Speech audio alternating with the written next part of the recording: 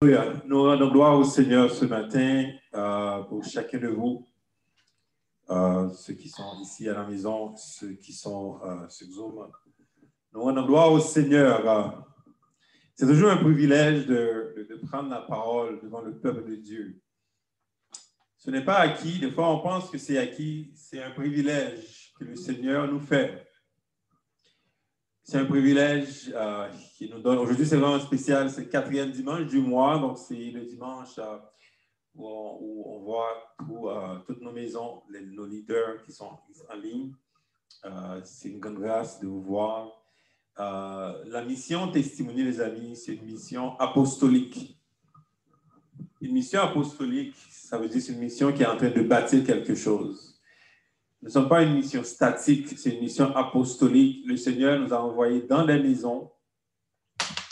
Le Seigneur veut bâtir, veut faire grandir des témoins puissants dans ce temps. J'étais à l'église pendant des années, mais ma maison était en ruine. Beaucoup de personnes se contentent d'aller à l'église pendant 2 heures par semaine. Leurs maisons sont restées en ruine. Ce n'est pas ça que Dieu veut. Dans ce temps, ce que Dieu veut construire des maisons. Dieu veut construire des maisons fortes, avec des enfants, des femmes, des maris, des hommes, des vieillards, tout le monde. Dès que tu vis, tu habites quelque part, tu es prêt. Peu importe ton statut marital aujourd'hui, séparé, divorcé ou peu importe, seul. Dès que tu habites dans une maison, le Seigneur peut habiter dans la maison avec toi. Et cette maison est Bethel, est la maison de Dieu. C'est la mission apostolique que nous avons, que le Seigneur nous a vraiment fait confiance à travers cette mission. C'est une nouvelle œuvre. Quand je parle de ça, là, il y a des personnes qui pensent que c'est... les gens pensent que c'est... on va reprendre les mêmes choses autrefois. On va encore refaire l'Église. C'est une nouvelle œuvre.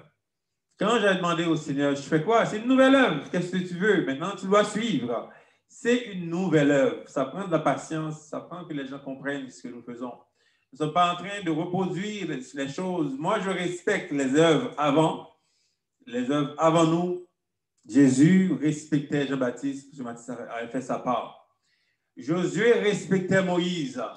L'œuvre avant toi, tu dois toujours la respecter. Moi, je respecte les œuvres avant nous, mais nous avons une nouvelle œuvre. C'est une œuvre relationnelle. Une œuvre relationnelle, nous allons grandir dans les relations. Pas juste que tu vois un pasteur en haut et puis tous les gens sont en bas, complètement enchaînés par Satan. Le Seigneur nous envoie dans les maisons pour que les gens, pour que les chrétiens vivent la puissance. Les chrétiens vivent la puissance. On n'est pas comme Bartimée, aveugle. Pendant des années, on écoute la parole de Dieu. On est aveugle. On n'a pas la puissance ni l'autorité. C'est comme ça que je vivais pendant longtemps. J'écoutais, j'étais aveugle. Et le Seigneur veut changer cela. Il veut faire grandir. Il veut faire sortir la puissance. Vous allez voir comme Bartimée. Vous allez avoir les yeux ouverts pour voir ce que l'ennemi est en train de faire dans ta vie. Il y a des chrétiens qui sont aveugles aujourd'hui. L'ennemi les oppresse. Ils pensent, oh, c'est ma famille, c'est à cause de ma couleur de peau. Mais où tu vois ça dans la Bible? Dans la Bible, il n'y a pas ça dans la Bible. Il n'y a pas de couleur dans la Bible. Pourquoi nous, on doit croire parce qu'on est haïtien, on a une couleur de peau? C'est la raison pour laquelle on manque de choses, qu'on a des problèmes tout le temps. Dans la Bible, il n'y a pas de couleur dans la Bible. Le Seigneur ne m'a jamais parlé de ma couleur. Il ne m'a jamais parlé de ma couleur. Il parle de lui le Sauveur et lui le Tout-Puissant. Il parle de ses enfants, il parle de son peuple. Il parle du peuple d'Israël. Nous sommes Israël. Nous sommes le peuple de Dieu. Et le Seigneur bénit son peuple. Le Seigneur bénit son peuple. Les gens vivent tellement dans les problèmes, tout le temps en train de se plaindre, tout le temps en train de regarder les problèmes de la vie. On se plaint des gouvernements. Mais as-tu un Dieu? As-tu un Père? Est-ce que tu crois en ce Dieu? C'est le temps maintenant pour que les chrétiens vivent la puissance et l'autorité. Et Dieu va le faire à travers cette mission. À travers la mission Testimony, la mission puissante de Dieu. Les maisons, alléluia, sont puissantes. Les maisons, alléluia, vont être le ciel de la gloire de Dieu. Nous allons vivre en puissance. Nous vivons en puissance. Alléluia. Pour la gloire de Dieu, les amis. C'est ça la mission Testimony. Et je dois répéter, et dans une mission, il y a un apôtre, il y a toutes les personnes, il y a tous les 5 ministères dans une mission. Les gens veulent beaucoup d'apparence, que je parle beaucoup de mon apostolat. J'ai fait ce matin un message par rapport à cela, de mon apostolat. J'ai reçu un appel apostolique du Seigneur pour faire un travail. C'est important que les gens comprennent cela, parce que les humains aiment beaucoup qu'on parle de nous. Mais des fois, on peut le faire. L'apôtre Paul l'a fait aussi. À un moment donné, il y avait tellement de manque de respect contre lui. Il a sorti un message puissant pour parler de son autorité, de son apostolat. Moi, j'ai l'autorité en Jésus-Christ.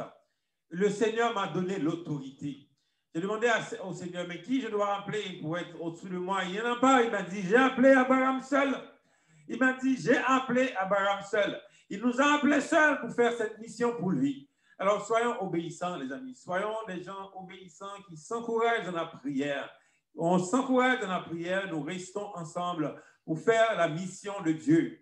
Ce matin, j'ai un message puissant. C'est incroyable que le message que j'avais, le message que toute la semaine, ça mijote. Hein, c'est comme ça que le Seigneur fait. Le message, ça mijote, ça travaille. Et ce matin, Cédric a parlé à Magda. Et il a eu un rêve, c'est un peu le message même. C'est incroyable comment Dieu parle à travers les enfants. On néglige les enfants, c'est comme si c'est juste des enfants. Dieu parle à travers tout le monde. Dans la Bible, il y a eu des rois à 13 ans. Il y a eu des personnes qui ont fait des choses extraordinaires, des enfants. Dieu parle à travers tout le monde, les amis. Il faut vraiment comprendre que ce n'est pas juste l'hurlement là qui va faire les choses. Dieu parle à travers tout le monde. C'est la raison pour laquelle je vous pousse à vous sortir de vos zones de confort. On veut rester comme ça, on veut rester assis. Le Seigneur, alléluia, veut que tu sois debout. Il a appelé Ézéchiel. Ézéchiel dans la captivité. Ézéchiel dans le camp de captivité. Ézéchiel était captif. Il a appelé Ézéchiel. À chaque fois qu'il parlait à Ézéchiel, l'esprit rentrait dans Ézéchiel. Ézéchiel se mettait debout pour parler. Des fois, on a peur. Quand tu reçois l'onction, tu te mets debout.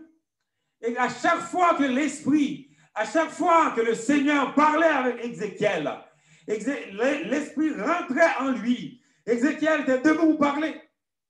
Les amis, c'est le temps maintenant. Nous avons reçu l'onction. Nous avons reçu la puissance. C'est le temps maintenant de se mettre debout. Alléluia.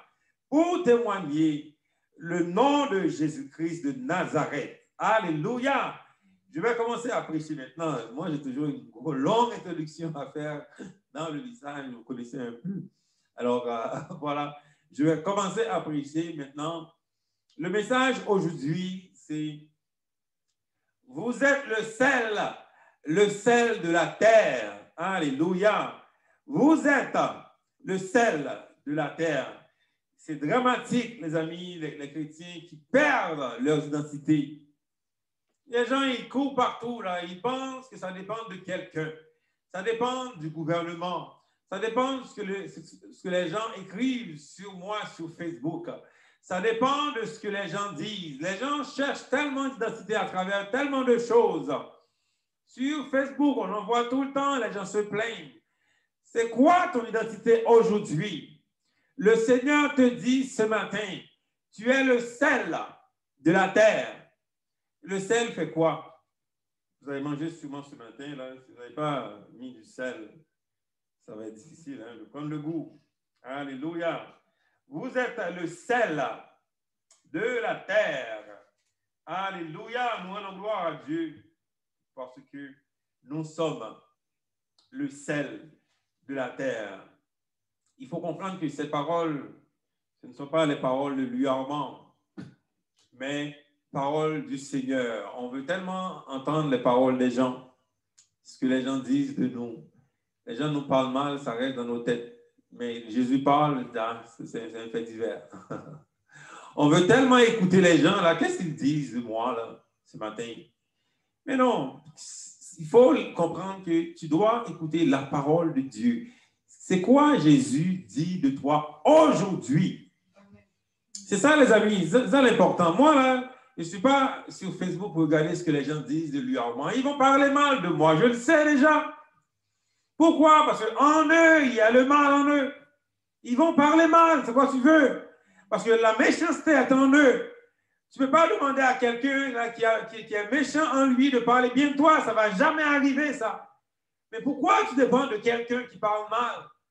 Dépend de celui qui parle bien. Et celui qui parle bien, c'est la vérité lui-même, c'est Jésus-Christ lui-même. Écoute la voix de Dieu.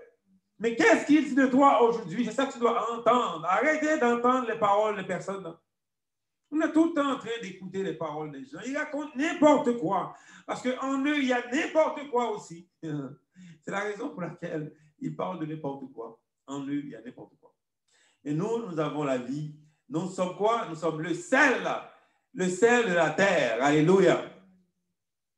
Matthieu 5. Alléluia. Matthieu 5, les versets. On va lire versets 13 à 16. Alléluia. Gloire à Dieu. Alléluia. Gloire à Dieu. Gloire à toi, Seigneur. Vous êtes le sel de la terre. Alléluia. Alors, j'assume que vous êtes là dans Matthieu 5. On va lire les versets 13 à 16. Vous êtes le sel de la terre, mais si le sel perd sa saveur, à quoi la lui rendra-t-on? Il ne sert plus qu'à être jeté dehors et foulé aux pieds par les hommes. Vous êtes la lumière. Je répète ça encore là. Vous êtes la lumière du monde. Quel monde? La lumière du monde. Vous êtes la lumière du monde. Une ville située sur une montagne ne peut être cachée. Vous êtes, alléluia, vous êtes la tête. Vous êtes en haut, là, la montagne. Verset 15. Et on n'allume pas une lampe pour la mettre sous le boisseau, mais on la met sur le chandelier et elle éclaire tous ceux qui sont dans la maison. Alléluia. Que votre lumière luise ainsi devant les hommes, afin qu'ils voient vos bonnes œuvres et qu'ils font quoi? Et qu'ils glorifient votre Père qui est dans les cieux. Alléluia. Il n'y a pas d'autre parole pour vous ce matin, les amis. Vous êtes le sel de la terre. On vit dans un monde d'influence. C'est un monde d'influence. On est influencé par beaucoup de choses. Il y a tellement de vidéos, tellement de posts. Il n'y a jamais eu autant de gens qui veulent parler. C'est un monde de gens qui parlent. Les gens parlent. Quand Satan a tenté Ève, qu'est-ce qu'il faisait? Il a parlé. Mais maintenant, aujourd'hui, il parle avec quoi? Il parle à travers les médias, il parle à travers les gens, il y a constamment des gens qui parlent. Pendant maintenant que je vous parle, maintenant, l'ennemi essaie de te parler aussi, il parle. Les mensonges, à chaque fois qu'il raconte des choses, il y a tellement de chaînes YouTube, des milliards de vues, des gens qui parlent tout le temps. Il y a tout le temps des gens qui parlent. On parle, mais qu'est-ce qu'on raconte, les amis? Les chrétiens aujourd'hui sont influencés par beaucoup de gens. Influencés, des discours tellement influencés par des gens. Et on oublie la parole du Seigneur. Mais qu'est-ce que Dieu a dit? Comment il a dit de vivre? Non? Les gens racontent n'importe quoi. Mais c'est qui tu vas écouter ce matin? Tu passes ton temps à regarder des vidéos, là, tu es en train de perdre ton temps. Et quand tu perds ton temps, tu perds ta vie. C'est qui ce matin qui t'influence dans ta vie? Il faut croire que quand tu vis, tu es influencé. Nous sommes des esprits, les amis. Il y a des esprits qui circulent, qui influencent. C'est qui ce matin que tu vas écouter ce matin? On a tellement peur d'être différent. On veut tellement être comme tout le monde.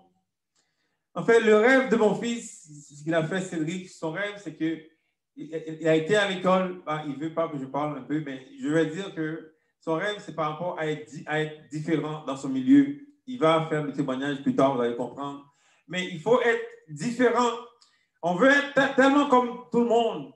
Oh my God, on veut être tellement comme tout le monde. Alors qu'il t'appelle pour être différent. Dans la recette, le sel est différent. Dans la recette, le sel, alléluia, c'est un ingrédient qui donne le goût. Dans ton milieu, tu vois qu'il y a beaucoup de méchanceté.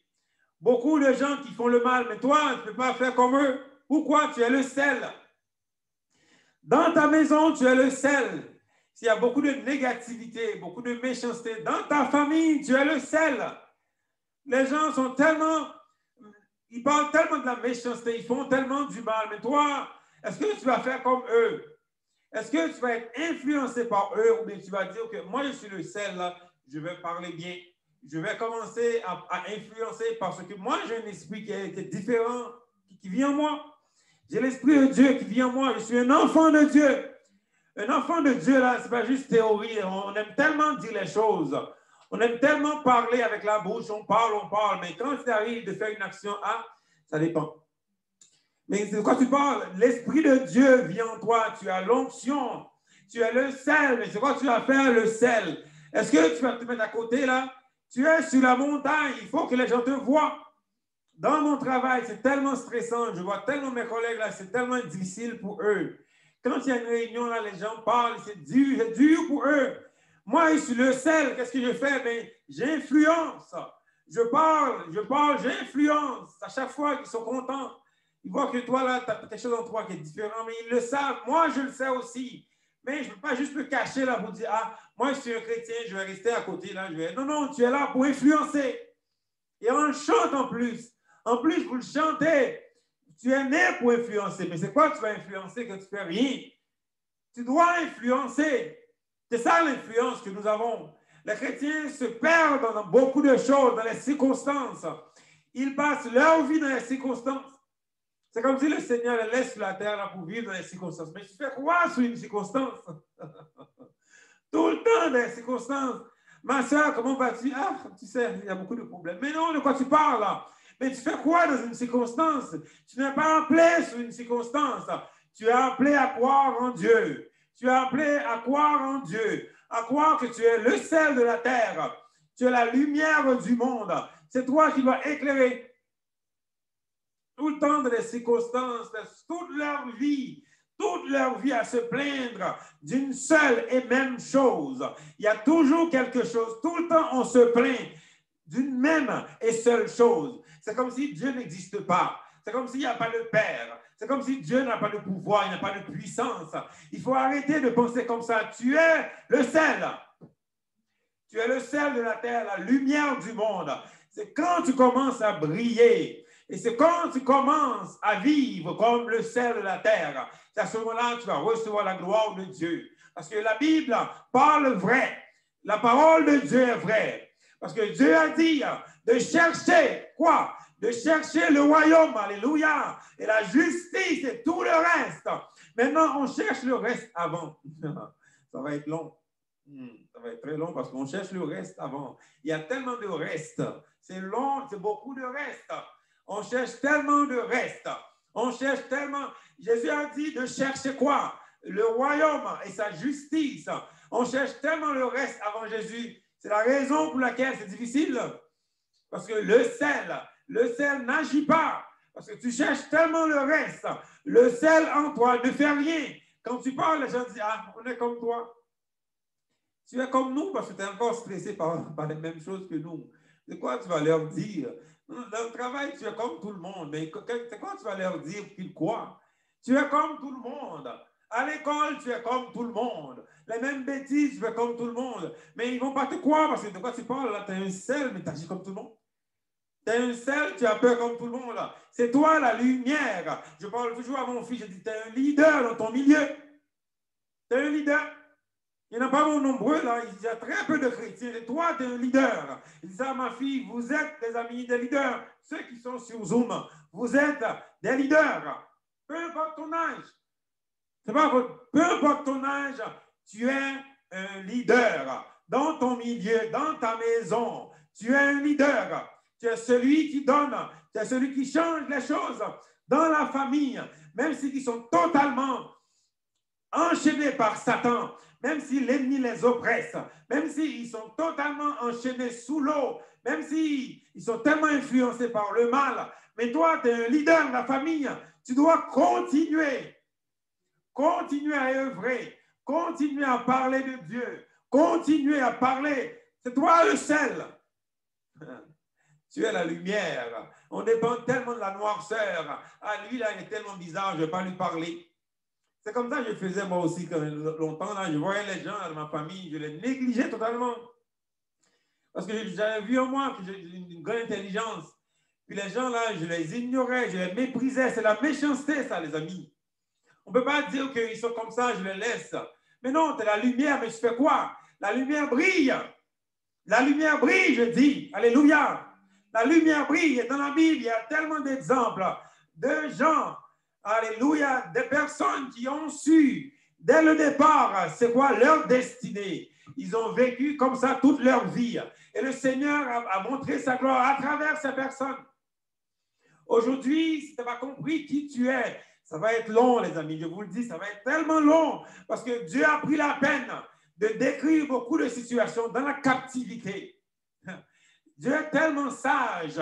Dans Jérémie 51, il a dit que le Seigneur a créé quoi? Il a créé le monde avec sagesse.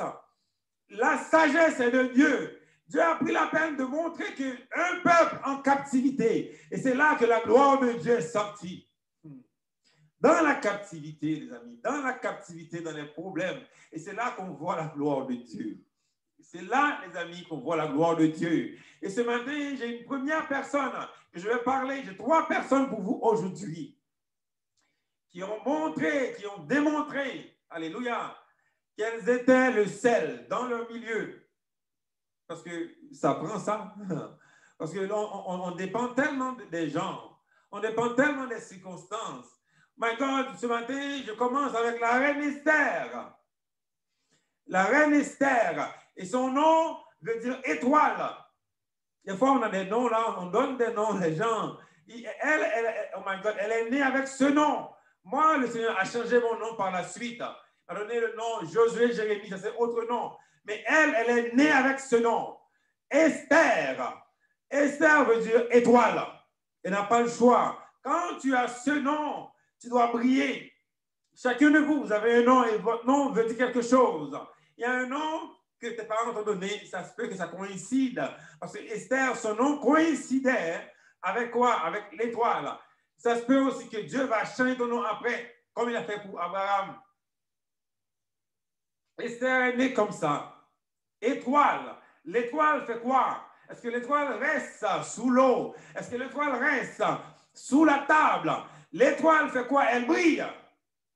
Esther, dans la captivité, il y avait un complot contre le peuple de Dieu. Aujourd'hui, il y a toujours un complot contre le peuple de Dieu. Toujours des complots. Les gens, tout le temps, on nous pose des questions, souvent au travail. Les gens veulent nous accuser. Il y a toujours des complots contre nous pour nous tuer. Toujours des complots contre nous. Dans les médias, toujours des complots contre les chrétiens. Partout, on nous pose des questions pour nous accuser. Des complots. Il y a toujours des complots. Mais Esther a compris qu'à cause de son nom, à cause de l'appel qu'il y a sur, alléluia, sur elle, elle doit être le sel. Esther a compris que c'est elle qui doit sauver le peuple de Dieu, le peuple juif. Aujourd'hui, est-ce que toi, tu sais, est-ce qu'en toi, tu as reconnu en toi quelqu'un que Dieu a choisi pour sauver son peuple? Ou bien tu vas encore rester là, ah, moi là, je suis comme ça. Je veux juste travailler, mourir. Je veux juste payer des factures. Il y a plein de monde là, qui pensent que leur vie, là, c'est juste payer des factures. Même pour contribuer à l'œuvre de Dieu. Ah, j'ai pas assez d'argent, là, qu'est-ce que tu veux? Je ne peux pas contribuer parce que mon argent, c'est pour payer les factures. Tu ne comprends pas. Tu ne comprends pas. Est-ce qu'aujourd'hui, tu comprends que ta vie, là, c'est vraiment une vie choisie par Dieu? Comme la reine Esther, tu es choisie par Dieu pour quelque chose. Tu n'es pas né là pour le petit pain. Au Québec, souvent, les gens disent on est né pour un petit pain. Tu n'es pas né pour un petit pain. Tu es né pour influencer. Tu es né pour faire quelque chose. Moi, ce qui m'intéresse dans la vie de quelqu'un, là, c'est quoi tu fais? C'est quoi tu fais de la parole de Dieu? C'est quoi tu vis aujourd'hui? Moi, je suis un apôtre du Seigneur. Il m'envoie dire à ses enfants, c'est quoi tu fais? Est-ce que tu vas juste rester comme ça là, pour être un petit pain? Oh my God, là, j'ai des problèmes tout le temps. Est-ce que tu vas dire, moi je suis un Esther, je suis une étoile, je vais briller dans mon milieu? Esther a compris son nom, elle a compris qu'elle devait briller. Et Esther a brillé dans la cour du roi. Quand Aman avait un plan pour détruire le peuple de Dieu, Esther s'est tenue debout. Beaucoup de chrétiens, là, ils voient la méchanceté, ils voient des problèmes dans les milieux, ils ne font rien. Ah, c'est comme ça, ces gens-là sont comme ça. Mais non, mais toi, t'es quoi? Toi, t'es quoi? La lumière est en toi. La lumière est en toi. La lumière est en toi. Elle fait quoi, cette lumière? Tu dis rien, tu fermes tes yeux. Tu es Esther, tu es l'étoile, tu es sous la montagne, tu es la tête. C'est toi qui diriges. Dans ton milieu, tu restes, tu es debout, tu te mets debout parce que l'Esprit de Dieu vit en toi. Tu es Ézéchiel, tu restes debout parce que l'Esprit de Dieu vit en toi. Esther, vraiment glorieux. Je vous invite à lire ce passage, à lire le chapitre complet de l'histoire de la reine d'Esther, parce que son nom veut dire étoile. Elle brillait à cause, alléluia, elle savait qui elle était. Beaucoup de gens ne savent même pas qui ils sont aujourd'hui. Ils écoutent la parole de Dieu, entendent pendant des années. Comme moi, je l'étais pendant des années, j'écoutais. 38 ans à l'église, j'écoutais. Arrête! Tu écoutes trop maintenant, il faut agir. J'écoutais, mais à un moment donné, il faut que tu agisses. Tu es le sel de la terre, le sel de ta famille, le sel de ta maison, le sel de ta race, le sel du monde, la lumière du monde. Nous allons regarder une deuxième personne, le sel. Deuxième personne, alléluia, David. C'est incroyable que l'histoire de David est rentré dans le portrait, là, c'est à cause de la négligence de Saül. Parce que David n'aurait jamais connu aucune destinée, là. C'est à cause de la négligence de quelqu'un. Je suis devant vous, c'est parce qu'il y a des gens qui ont été négligents. C'est comme ça, ils ont reçu la paix, ils n'ont rien fait. Bon, je lui ai dit, ok, lui, là, vas-y. C'est comme ça parce que lui, Dieu doit faire son plan. Dieu a un plan, il va toujours, alléluia, faire son plan, il va toujours accomplir son plan. Les gens pensent que Dieu dépend d'eux. Pensent que Dieu dépend de toi. Dieu avait son plan pour accomplir. Il a choisi Saül. Il était totalement désobéissant envers Dieu. Saül avait une destinée pour Dieu. Une destinée pour que la lignée de Saül, dans cette lignée que Jésus soit né, avait une grande destinée. Parce que c'est la parole que Dieu avait dit à Abraham. De toi, je vais faire sortir le sauveur de l'humanité. Et donc, Saül était le premier roi, le premier, pas le dernier, pas le deuxième, le premier roi d'Israël. Et donc, Dieu savait, ok, je vais prendre celui-là, mais il doit répondre. Quand tu reçois un appel, tu dois être obéissant. Parce que si tu n'es pas obéissant, Dieu va prendre quelqu'un d'autre. C'est comme ça. Et donc, Saül avait reçu l'appel. Sa désobéissance a fait que Dieu a choisi David. David dans le trou n'a jamais eu d'amis. Maintenant, là, on veut avoir des amis. David grandissait seul dans un trou. Il jouait de la musique. Dans un trou, il n'y avait personne, sa famille, là, ils l'ont tellement négligé. Quand le prophète est arrivé dans la maison de son père, parce que Dieu a dit, tu vas dans cette maison, tu vas choisir le prochain roi. C'est de lui, de ce roi va sortir le grand roi, le roi des rois. Et donc, quand le prophète arrive dans la maison, le prophète Samuel arrive dans la maison, il y avait des géants là, dans la maison. Des fois, là, les parents sont tellement dysfonctionnels. Ils pensent que c'est lui que je veux qu'il doit se voir. Ils passent tous les enfants du père, tous les enfants, ils n'ont jamais parlé de David. Parce que David était un petit. Finalement, le prophète a dit, my God, moi là, il y a un problème parce que Dieu m'a dit, le roi est ici. Là, vous montrez les géants. Et ils ne sont pas là, mais il est où le roi? Et on dit, ah, il y a un dernier là qui est tout le temps dans le bois. On est tout le temps dans le bois. Il y en a un qui n'a pas d'amis, là, qui est négligé par tout le monde. tellement rejeté par tout le monde. Ta propre famille t'a rejeté. Aujourd'hui, on t'a tellement rejeté. Beaucoup de gens te rejettent. Ils t'ont rejeté dans ta famille. Ils ont dit, t'es le plus petit de la famille. Ils t'ont négligé, t'ont rejeté. Parce que toi, tu vaux rien. Toi, tu parles mal. Toi, tu es comme ça. On parle mal de toi. On te rejette. Oh, alléluia. Les gens ne voient pas en toi un homme de Dieu, une femme de Dieu. Ils te rejettent. Ils t'ont rejeté. Alléluia. Ils ont rejeté Jésus. Jésus a été chez lui à Nazareth. Ils ont dit, c'est pas celui-là, là. Ses frères, ses sœurs sont là, là. Mais non, il ne peut pas. Il n'y a rien. Ils ont dit, il n'y a rien qui puisse sortir de Nazareth. Il n'y a rien de bon. Ils ont dit, il n'y a rien de bon qui puisse sortir de ta famille. Ces gens-là sont bizarres. Comme les gens disaient aussi par rapport à moi, la famille Paulin. J'étais très jeune, j'avais probablement 13, 14 ans. Quelqu'un de ma famille a dit à toi, là, tu ne vas rien avoir. Tu ne vas même pas avoir une famille. Ton père était comme ça. Tu ne vas même pas avoir une femme. Ça m'a tellement fait mal. J'étais très jeune. C'est des paroles de méchanceté de Satan. Comment tu peux dire de telles choses par rapport à l'erreur de quelqu'un? Comment tu peux dire de telles paroles de méchanceté sur la vie de quelqu'un à cause de son père? Son père peut faire des erreurs, mais pourquoi toi, tu utilises la méchanceté de Satan pour parler mal? Moi, ça m'a tellement touché. J'avais juste 13 ans, très jeune, 13, 14 ans à l'époque, d'avoir une destinée. La gente dit, ah, toi là, tu ne vas pas vraiment faire grand-chose avec ton père comme ça. Donc, David, un homme rejeté par sa famille, rejeté par les siens, rejeté par les gens qui devaient l'aimer. Mais le Seigneur a choisi David. Mais David, lui, il ne dépendait pas de la méchanceté de ses parents. C'est ça, vous comprenez. Moi, je n'avais aucune dépendance des personnes. Je n'avais pas de dépendance des gens, ce qu'ils disaient de moi. Parce que je savais qu'en moi, il y a une puissance. En moi, il y a un esprit qui est différent des gens. Tu sais, tu as un esprit différent de toi. David savait en lui, il y avait un esprit différent des autres. Et c'est la raison pour laquelle que David a accepté. Quand le Seigneur a mis sa main sur lui, il s'est mis debout et il savait qu'il était le roi avant même d'avoir le trône. Aujourd'hui, est-ce que tu sais que tu es une reine? Est-ce que tu sais que tu es un roi avant même d'avoir le trône? Est-ce que tu sais en toi? Parce que si tu ne le sais pas, tu seras rejeté comme Saül. Parce que David savait, il savait en lui, il avait une grande conviction qu'il était le roi avant même d'avoir le trône, avant même de s'asseoir sur le trône.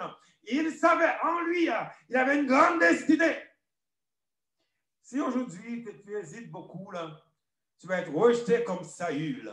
Parce qu'il savait qu'il était le sel. Il savait qu'il était celui qui allait changer la vie des Israélites. Il savait qu'il était celui qui allait être le roi. Il le savait. Il avait peur. Maintenant, on demande tellement de choses. Qu'on doit avoir quelqu'un, qu'on doit avoir un père spirituel, qu'on doit avoir une mère spirituelle, qu'on doit avoir ci, qu'on doit avoir cela. Tu as besoin de comprendre que tu es le sel de la terre. Tu as besoin de comprendre que tu es choisi par Dieu pour faire l'œuvre de Dieu. Et David était parmi sinon le roi le plus puissant de la terre. Puissance. Pourquoi? Parce qu'il savait qu'il était le sel. Il savait qu'il était la lumière. Il n'y avait personne qui devait le convaincre. Il n'y a jamais eu personne. Est-ce que tu vois dans la Bible, on parlait que quelqu'un est devenu à David pour le convaincre de quoi?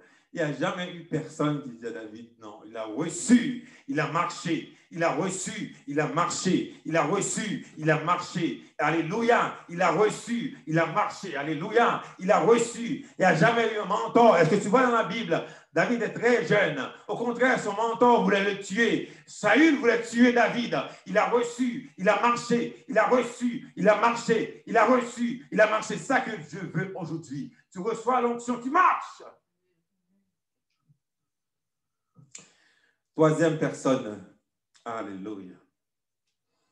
Nous rendons gloire à Dieu.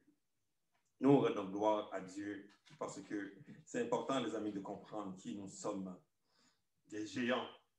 Nous sommes des géants de la foi. C'est presque impossible de parler de sel, de ne pas parler de Joseph. Tu ne peux pas faire un message sur le sel de la terre, les gens qui ont bouleversé Et tu oublies Joseph. C'est comme si tu ne comprends pas là. Joseph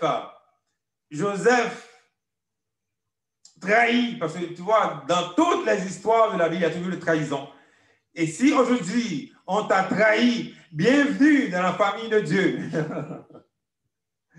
Si aujourd'hui, on t'a trahi, mais bienvenue parmi les témoins les plus puissants. Parce qu'il n'y a pas un témoin puissant dans la Bible, c'est la trahison. Moi, on m'a trahi. Ces gens-là, on m'a trahi. Trahison. Mais je suis un témoin puissant à cause de la trahison. Si on ne t'a pas trahi, là, tu n'es pas un témoin. Mais c'est la seule chose que je te dis, arrête de parler de la trahison. Tu vas faire ta vie là, à parler de la trahison tout le temps. Arrête ça là. Te trahir, c'est correct. Maintenant, sache que tu es le sel. Sache que tu es le sel. Dans la trahison, Dieu va te bénir. Dans la trahison des frères de Joseph, ils l'ont vendu. Joseph n'a jamais perdu son leadership. Il n'a jamais perdu la force, la motivation qu'il a reçue. Jamais perdu. Dans le trou, il était un leader. Chez la femme de Potiphar, il était un leader. Dans la prison, il était un leader. Tu es maintenant dans une prison. Sois un leader. Sois un leader. Pourquoi? Tu es le sel. Partout où tu es, sois un leader. C'est ça que Dieu dit. Dans l'histoire de Joseph, on avait vu effectivement sa faiblesse, c'était un petit peu arrogant. Tu ne veux pas de tes parents là, pour dire qu'ils vont devant toi. Ça, on ne dit pas ça.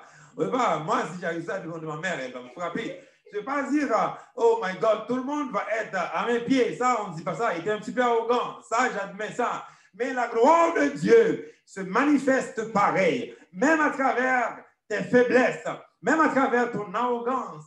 Mais l'arrogance de Joseph, c'était la confiance qu'il avait en Dieu. Il avait la confiance qu'il a reçu quelque chose.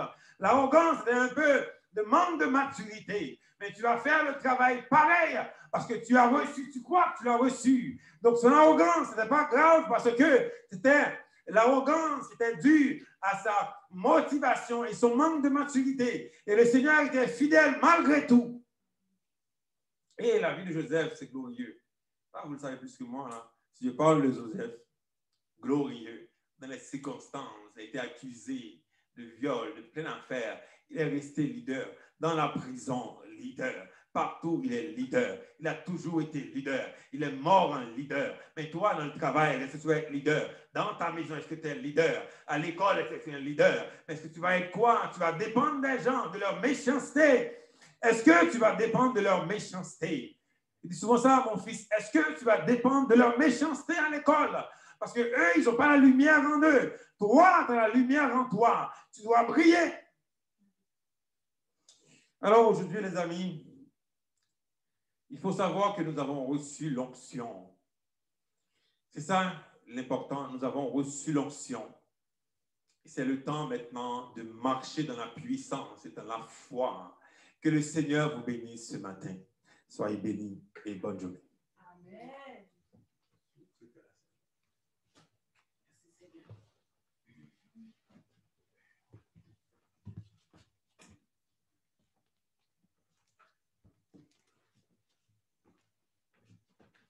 L'Éternel a parlé, son peuple dit Amen.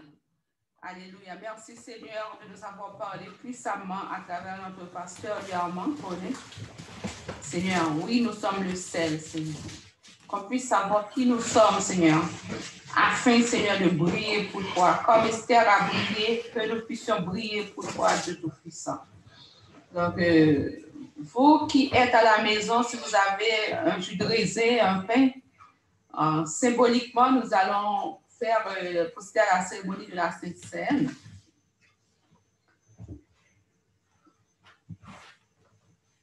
Donc, pendant que Kali est en train de distribuer les éléments, donc je vous prie de disposer vos cœurs aussi pour ce moment. Et comme je le dis, et comme vous le savez, ce moment nous rappelle le sacrifice de Jésus à la croix. Et sans ce sacrifice, on ne serait pas appelé peuple de Dieu. On ne serait pas le sel de la terre. Et à chaque fois qu'on pose